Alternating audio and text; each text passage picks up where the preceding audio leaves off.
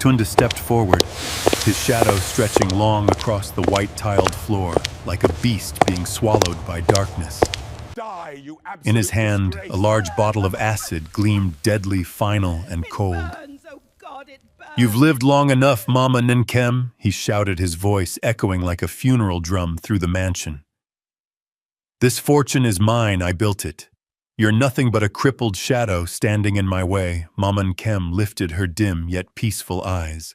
Her trembling hands clutched a photograph of her real son, the one who once saved Tunda's life on the streets of Makoko. "My child," she whispered softly, her voice frail but warm. "If you kill me, you'll kill your own soul too." But Tunde didn't listen. He raised the bottle high, the acid shimmering in the light like hellfire. In that suspended moment, time seemed to stop. Only the rain, the heartbeat, and the breath of guilt remained. He roared, "Money is power, and today that power belongs to me." Just as the liquid was about to pour, a scream tore through the silence. "Tunda, stop!" The door burst open. Amaka, the gentle daughter-in-law, rushed in, drenched in rain like a beam of conscience piercing the darkness. "You are watching African Tales, where every tear tells the story of a continent. Don't forget to share this video and comment where you're watching from: Lagos, Nairobi, Johannesburg, London, so we'll know how far this story of the human heart has reached. Subscribe now, because the ending of this story will leave you breathless. There are burns that don't scar the skin, only the soul. Stay till the end to find out who truly owns the house and who still owns their soul. The rain had long stopped, but the marble mansion at Lekki Heights still felt cold, like it had just buried a soul. The portraits on the walls stared down like silent judges, witnessing every breath of sin that was about to be born. At the center of the vast room sat Mama Nkem, a woman who had lost her legs but never her faith in humanity. Years ago, she had saved an orphan boy by the Makoko Canal Tunde. He was just a ragged child, wild-eyed and trembling from hunger. She took him home, fed him with the money she earned selling charcoal, taught him to read and write, and told him a kind heart may live in poverty, but it still shines like fire in the night. Tunde grew up in her arms, calling her mother, and people in the neighborhood called him the Blessed Son. But time is a double-edged knife. It sharpens ambition and dulls gratitude. When her biological son, Chaiki, died abroad, Tunde became the only one Mama Nkem trusted. She gave him control of her small company Lighthouse Imports and the grand mansion in Lekki. At first, Tunde was gentle. He made tea for her, kissed her forehead, and said softly, "Rest, Mama. I've got this." But then the money started flowing, and when wealth poured in, gratitude evaporated like smoke from a dying fire. Tunde's new friends wore suits, spoke of investments, and mocked the old woman as a relic from the past. Wine parties replaced prayer nights. From her wheelchair downstairs, Mama Nkem could hear laughter echoing from the upper floor, hollow, sharp and empty, like bottles breaking against marble. One night as her wheelchair rolled quietly past the hallway, she heard Tunde's voice from the study, low, cold, and cruel. "Once she signs this paper, everything will be mine. She doesn't even know she's sitting on a gold mine." She froze. The words cut deeper than any knife. But she didn't open the door. She didn't cry out. Only a single tear rolled down her hand, hot as a fresh wound. From that night, she knew the child she had saved from the mud had chosen to drown her in it. But Tunde didn't know that she had changed her will. Every property, the company, the mansion, the land was to go to the Mother and Homeless Children Foundation, a secret organization she created to shelter abandoned women and children if anyone in the family ever used violence or deceit for gain. But greed never hears the voice of warning. Tunde began forging her signature, bribing employees and driving away those loyal to her. Even if Fioma, her faithful nurse, was replaced by a stranger under his control. Only Amaka, his kind-hearted wife, sensed something was wrong. She saw the darkness in his eyes, the way he locked his office door, the way he flinched at the mention of his mother. One evening, Amaka said gently, "Darling, Mama's been eating so little lately. You should check on her." Tunde didn't look at her. He smirked and said, "She's not my mother. Don't forget that." That sentence fell like a blade severing the last thread of decency. From that day, a quiet fire grew in Amaka's heart, not of hatred, but of justice. But for Tunde, darkness had already won. He was drowning in debts. Loan sharks were closing in. And those men didn't believe in tears. He needed money. All of it. And so a plan took shape. If she dies, everything becomes mine. He prepared carefully. A bottle of industrial acid hidden in the storage room. He whispered to himself, "Quick, like an accident, a chemical spill. Everyone will believe it." But the face in the mirror stared back not as a conqueror, but as a man who had already lost his soul. That night, rain fell like burning coal on the roof. Tunde climbed the staircase, each step heavy with guilt. Inside the room, Mama Nkem was praying, "Lord, if my child has lost his way, let my pain be the price for his return to light." The door creaked open. The wind lifted the curtain. Tunde clenched the acid bottle in his hand, and fate began to count down. That night, the moon hid behind the clouds. One person prepared to kill to survive, and one prepared to forgive to die. But dawn never stands with those who forget gratitude. The poorest heart is the one that forgets thankfulness. You are watching African Tales, where every tear tells a story of the human soul. Share this video and comment where you're watching from: Lagos, Accra, Johannesburg, Hanoi, or Chicago, because this story doesn't belong to one continent, but to every heart that has ever known gratitude and betrayal. Subscribe now, because the next part, the characters and hidden truths, will leave you unable to look away. Morning in Lekki Heights always carried a deceptive calm. Sunlight filtered through the white curtains, spilling over the table where the mansion's deepest secrets were hidden in plain sight. None of the new servants knew that beneath that golden light, shadows were moving slowly, coldly, and with purpose.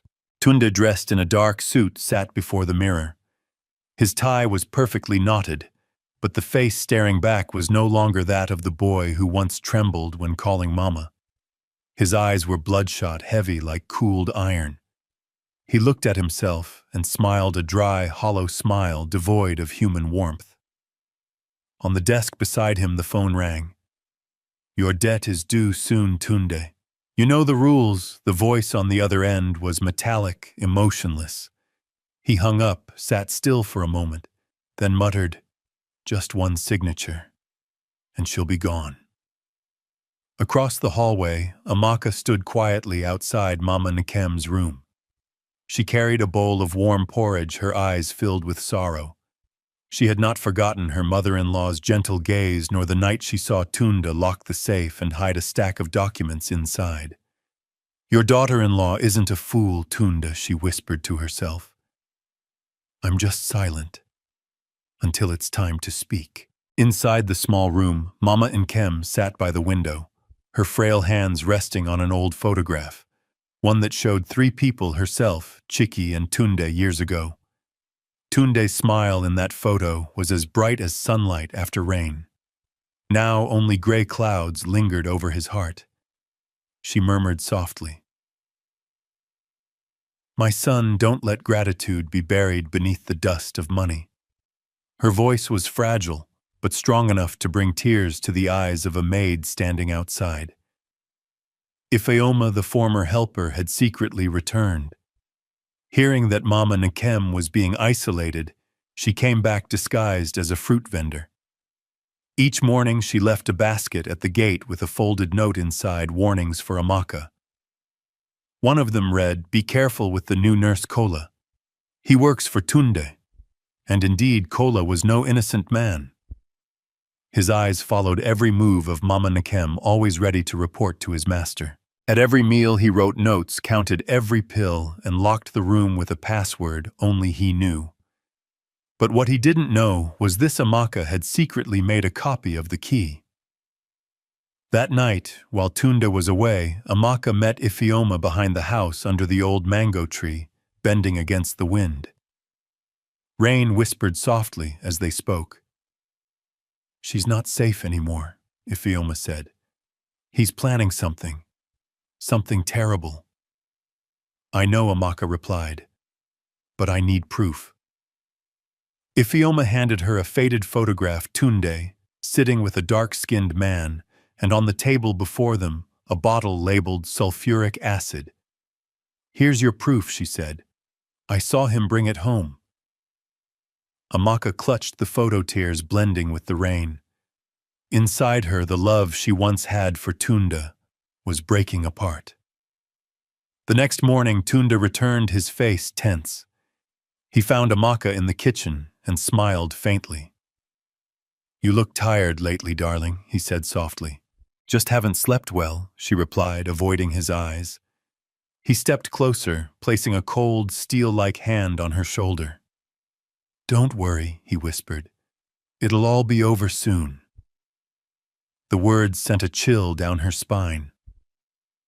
Upstairs, Mama Nkem felt something dark approaching. She opened a drawer and took out an old envelope, her latest will already sealed, and addressed to Lawyer Obinna, who had promised to open it only if something happened to her. She added a note inside: "If my son commits a foolish act, save his soul with the truth." That letter would later become the key that changed the destiny of the entire house. Night fell. Thunder rolled across the Lagos sky. Amaka flinched when she heard the front door lock. "Where are you going?" she asked. "To see Mother for the last time," Tunde replied.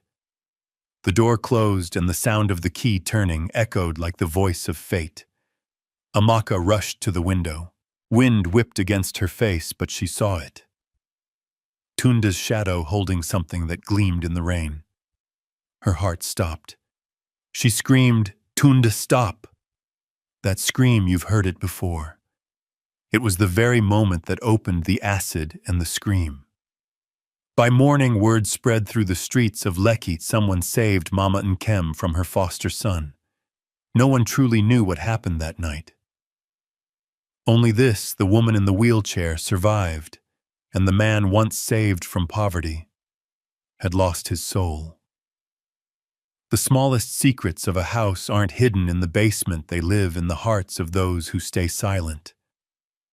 Greed is not born from darkness. It sprouts from the very places where light once lived. During the years Tunde lived under that worn-out roof in Makoko, the only things he feared were hunger and cold. But under this marble roof, he began to fear someone having more than him. When he was small, he once held Mama Nkem's hand and asked, "When will I have nice clothes like the others?" She brushed his head gently and smiled. "When you learn to cherish the ones that are torn." Back then he believed her. But as he grew, those simple words became too poor for his ambition. When Lighthouse Imports started gaining attention from major partners, the newspapers called Tunde the successful son of Mama Nkem. He smiled for the cameras, but inside something cracked. They think this success isn't mine, but hers. Every compliment for Mama was another hammer blow to his pride. His new friends, men with luxury cars and watches that sparkled like lies, poured poisonous praise into his ears. "You're the real genius. You don't need her. This mansion should be in your name. When will you become the true owner of your life?" Words as light as air, but sharper than knives. Then came the first debt, a risky investment, sweet promises of double your money in 3 months. The money disappeared without a trace except for the panic choking him every night. He hid it from Mama Nkem. He hid it from Amaka. And as one debt multiplied into many, the darkness whispered, "She's old, crippled. How long can she live anyway?" For the first time, Tunde looked at Mama not as a son, but as an heir calculating the expiration date. Each time he saw her struggle with the wheelchair, a thought poisoned him. If she were gone, my life would finally be easy. One evening a stranger came to the house, a face as cold as Lagos stone under the rain. He dropped an envelope on the table. 10 days. Pay. Or someone's life will pay instead. The moment the door shut, fear turned into ambition. Tunde gritted his teeth. "No one will steal my life again." He plotted.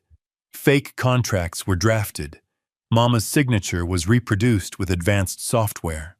Kola, the new nurse, wasn't there to protect her, but to ensure she didn't live too long. Yet there was one truth Tunde never expected. What he really wanted wasn't money. It was the feeling of standing above everyone, even the woman who once pulled him from the darkness. In a rare flicker of honesty, the night revealed the truth. He envied Chika, the son who even in death still held Mama's purest love. He envied the photograph she hugged each night. Chika's smile was a wound he could never heal. Her child is him and me. I'm just the shadow. Darkness said it, and he believed it.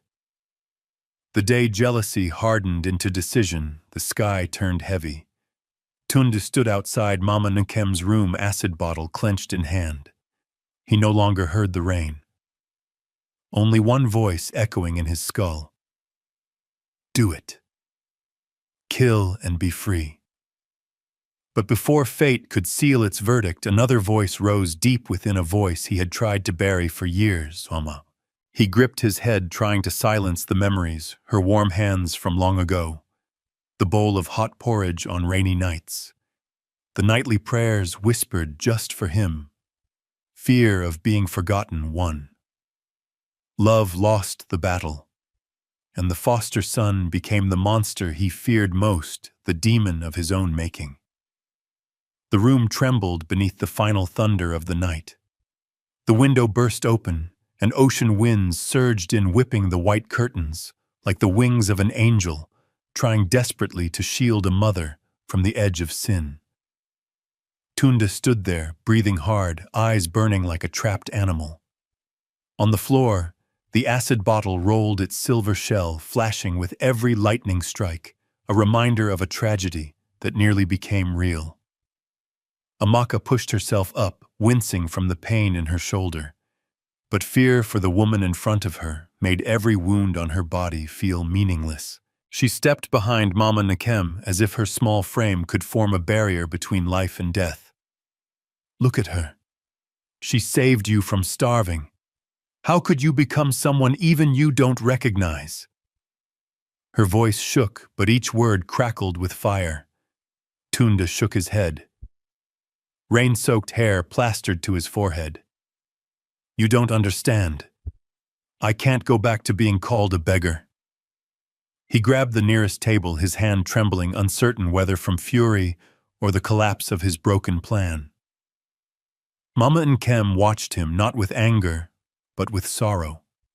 Her voice soft yet stronger than the storm outside. You had everything. Love, a home, and a chance. But you chose to believe you had nothing. Silence fell heavier than thunder. Tunde dropped to his knees, not in repentance, but because his legs could no longer bear the weight of a dead end. I tried, Mama, but no one believes I earned any of this. Tears mingled with rain on the stone floor. For the first time, he wasn't shouting, not blaming, just a frightened boy clinging to a pride already torn apart. Mama Nkem opened her trembling arms, not for an embrace, but for a lost soul to return home. You never had to earn my love, my son. Time froze. For a heartbeat, they were not an attacker and a victim, but mother and child almost reunited. But guilt does not surrender so easily. Police sirens pierced the silence. Ifeoma had called for help, hearing Amaka's screams, and knowing the truth could no longer hide. Red and blue lights flickered across Tunda's face, exposing every layer of his unraveling guilt. He panicked, clutching his head. I can't go to prison, Mama. Save me, Mama. Nkem pushed her wheelchair closer, reaching up to touch his cheek, her eyes a cool river extinguishing the fire consuming his heart. If you stay in the fire of sin, it will turn you to ash. But if you face the light of truth, you can be reborn. The door burst open. Officers entered. Amaka squeezed Mama's hand gently, a promise. We'll get through this, Mama. Tunda stood raising his hands under the glare of flashlights. He didn't resist. He didn't scream. He only bowed his head for the first time in years before the only person who ever loved him. I'm sorry, Mama. As the cuffs snapped shut, Mama whispered, May you find your heart again. The mansion doors closed behind Tunde. The storm outside softened, but inside those who remained a new storm was beginning. The storm of healing. Some tears fall like acid burning conscience, but some fall like rain washing guilt away.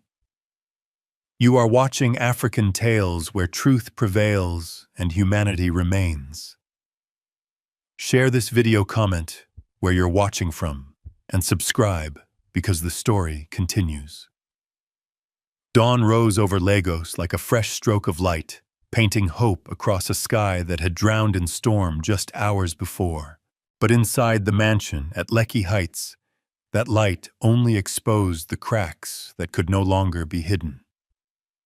Mama Nkem sat in the living room, a thin blanket over her legs, her eyes staring into the empty space ahead, the very place where a son had just fallen to the deepest pit of his own despair. Beside her, Amaka held her fragile hand tightly. They did not speak, but their silence carried 1,000 unspoken thoughts. Then the police returned. An officer stepped forward, placing a thick file on the table. We found the evidence, ma'am. Inside were the pieces of truth, the forged contracts audio of Tunde negotiating with loan sharks, photos of the acid bottle that Ifeoma provided, suspicious medical logs from the nurse. Kola Amaka glanced through the pages, her heart tightening. She had reported the man who once shared her pillow, but her heart felt anything but relieved. It was torn apart, love and duty ripping in opposite directions. A quiet question from an officer. What level of charges do you wish to pursue? Mama Nkem closed her eyes, taking a long breath. Images rushed back, the boy running beside her with a basket of charcoal under Makoko's reign. The boy placing his last piece of bread into her hand. The child who once whispered, I love you, Mama. And now, that same child sat handcuffed in an interrogation room. I want justice, she finally said. But justice is not pouring more fire into an open wound. She looked up. Let me speak to my son first. The interrogation room was cold as a morgue. Tunda sat there, hands clenched, eyes fixed on the floor, too afraid to face reality. When Mama Nkem was wheeled in, he looked up, surprise, regret, and shame colliding in his eyes. Mama. Just one word heavy enough to crush a soul. She didn't scold him. She didn't ask why. She asked only one thing, are you afraid of losing your mother? Tears slipped down his face. He nodded like a child caught doing wrong. I was afraid, but more afraid of being poor again. A confession raw and painful. Mama Nkem laid her hand on his wrist, the same wrist once chained by his own sins.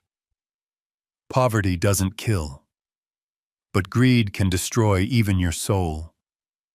He broke down, no longer a criminal, but a lost son trying to find his way home. She continued, "If you accept responsibility, I will ask the court to show mercy." He lurched forward to hug her, but guards held him back. He could only choke out, "I'm sorry. Sorry for forgetting your love." A week later, the trial began. Evidence was presented. Amaka stood at the witness stand, her voice steady. "I testify against my husband, not because I hate him, but because only truth can stop him from hurting anyone again." Her strength silenced the entire courtroom. When the judge asked Mama Nkem what punishment she expected, she looked straight into Tunde's eyes. "Let the law teach him, not bury him." The verdict: Tunde would face criminal consequences, but also serve community labor in orphanages and hospitals, forced to confront the very lives Mama had always protected. A sentence far more meaningful than iron bars. After the trial, Amaka walked out with tear-stained eyes, but a heart finally at peace. Mama Nkem followed the afternoon sun, laying a gentle gold veil over her hair. People along the street bowed their heads, not in pity, but in respect for the power of forgiveness. Ifeoma placed a comforting hand on Amaka's shoulder and whispered, "As long as they still have each other, there is hope." A soft breeze swept by, carrying away the remnants of fear and returning light to souls once lost in the dark. In the days following the trial, everything in the Lekki Heights mansion changed, not with noise, not with chaos, but with a quiet, thoughtful calm. A house that once echoed with lavish music now heard only the morning sparrows resting on its marble roof. Tunde's new life. Tunde was transferred to a rehabilitation center near Victoria Island. No more expensive suits, no more million-naira deals. He now wore a gray uniform, carrying buckets of water and cleaning the long hallways of Bright Hope Orphanage. Whenever he saw children laughing, he remembered who he once was, a starving boy saved by Mama Nkem. He had been one of them, but he had forgotten that for far too long. One small boy ran up to him, extending a piece of bread. "Uncle, take this. I have two." Tunde froze. A memory, a little boy in Makoko, shivering with hunger, hit him like a blow to the chest. He bent down, took the bread, lips trembling. "Thank you." 3 simple words, yet they chipped away a heavy stone inside him. Mama Nkem's healing back home. Mama Nkem attended physical therapy every day. She was still in a wheelchair, but her arms were stronger and her voice warmer. Every morning, Amaka pushed her into the sunlight. In her lap, always a notebook. She wrote letters to Tunde, not to remind him of his sins, but to tell him about the good in each new day. "Today I took 5 steps with the walker. Remember, we fall only to learn how to rise." She wrote about a new mango sprout growing in the yard, about a smiling newspaper boy, about how sometimes forgiveness heals faster than medicine. Each letter began with "my son" and ended with "I forgive you." A soul slowly returning. Time passed, and something extraordinary happened. Every time Tunde opened a letter, he worked harder, learned a new skill, volunteered to help injured children. People saw the change. The man who once screamed for money now bows his head for gratitude. He even used his business skills to help the orphanage apply for grants and funding. The supervisor whispered, "If he continues like this, he'll be released early." But early release no longer mattered to Tunde. All he wanted was to someday look Mama in the eyes and say, "I found myself again." Love that refused to turn to stone. One evening, Amaka cried quietly in the kitchen. Not from regret, but because peace had come faster than she expected. She thought she would hate him longer. But when she looked at Mama, she understood forgiveness is how we keep our hearts from turning to stone. One afternoon, Mama asked, "Do you think we'll eat with him again?" Amaka paused, then smiled. "I think that day is already on its way." A new beginning, the Lagos rainy season arrived, but this time it didn't signal tragedy. It washed away the stains of the past. One evening, the gates of the center opened. Tunda stepped out, no handcuffs, no shouting guards, just a supervised release earned through repentance. He walked toward the woman waiting under the doorway, Mama. She said nothing, just opened her arms. He fell to his knees before her wheelchair, resting his forehead in her lap, like a frightened child found after months of darkness. "Mama, I was wrong. No, my son. You simply forgot who you were." Her words pulled his soul back to life. Amaka approached, placing her hand on his shoulder. No anger, no bitterness. Only one gentle sentence: "Let's go home." Home. The gates of Lekki Heights opened, not as a doorway to ambition, but as the road back to love. Inside, Ifeoma had prepared hot soup. Former staff returned. They greeted Tunde with eyes unsure but hopeful. Mama Nkem looked around and said softly, "A home isn't a place without mistakes. It's where people return after them." On the balcony, breeze lifted the white curtain. Rain traced the glass, not painful this time, but clear as a brand new day. Sin is darkness, but a heart that turns toward the light will always find a sunrise. You're watching African Tales, where tears don't make us weaker, they make us real. Share this video, comment where you're watching from, and subscribe. The journey continues. The Lagos rainy season returned, but this time it didn't bring darkness. Every drop falling on the marble roof of Lekki Heights felt like a new chapter being written. A chapter of redemption, of healing, of beginnings born from storms. Outside on the terrace, Mama Nkem sat in her familiar wheelchair, wrapped in a deep, earth-red shawl, the color of home, of hands that once dug into soil just to keep her children alive. She lifted her hand to catch the rain, smiling softly, as if her heart had finally returned to where it belonged. Amaka stepped out, placing a cup of warm ginger tea into her hands. "Just the way you like it," she said. Mama nodded gently. "Thank you, my child. You're the one who kept this house a home." Footsteps approached in the distance. Tunda walked toward them wearing a plain shirt, no polished shoes, no expensive watch. He moved slowly, cautiously, like someone afraid to disturb the fragile beauty of a fresh start. Rain traced down his hair and shoulders, revealing invisible scars and untold stories. He stopped in front of his mother, kneeled, lifted his eyes, no pride left in them, only raw, honest truth. "Mama, I want to start again. But I don't know if I even deserve that chance." Mama placed her palm on his cheek, the same cheek she once feared might melt beneath a bottle of acid. Yet now there was no fear, only love. No one deserves forgiveness. Forgiveness is a gift of the heart. He bowed his head, tears mixing with rain, but there was no need to distinguish sorrow from rebirth anymore. Inside, Ifeoma prepared the living room. She hung a new wooden plaque that read, "The rebirth home Mama Nkem had made her decision. The mansion would become a safe haven for disabled women and homeless children, a place where every step inside was a step toward a new life." Tunde would continue community service, no longer a court sentence, but a personal commitment. He would lead fundraising and support programs using the very skills once driven by greed to uplift those who needed hope. Amaka watched stunned as he rehung an old family photo in the living room, a photo of 3 from before she entered their story. He turned to her, voice steady and sincere.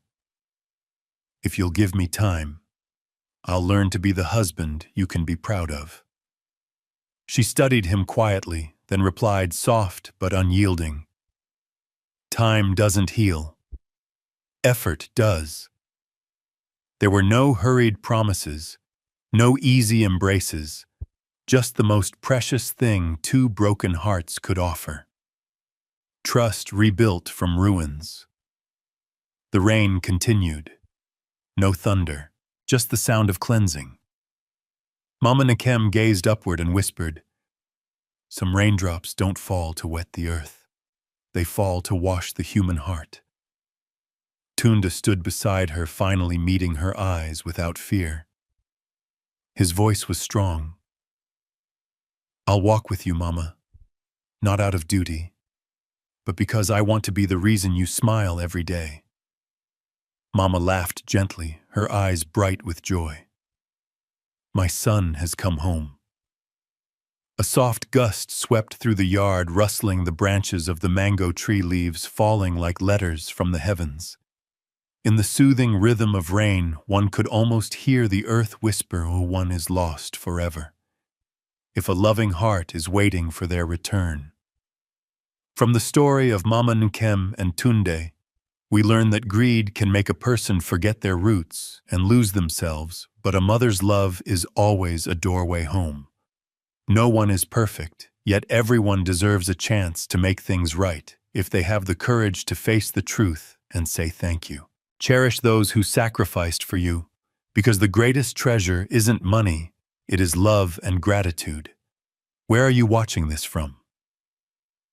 Comment your location: Lagos, Nairobi, Johannesburg, Paris, or anywhere else around the world. Let us know how far this story has traveled to reach your heart. Don't forget to subscribe, share, and like this video so more people can learn the powerful lesson of a mother's love and forgiveness. You are watching African Tales, where darkness always gives way to the light.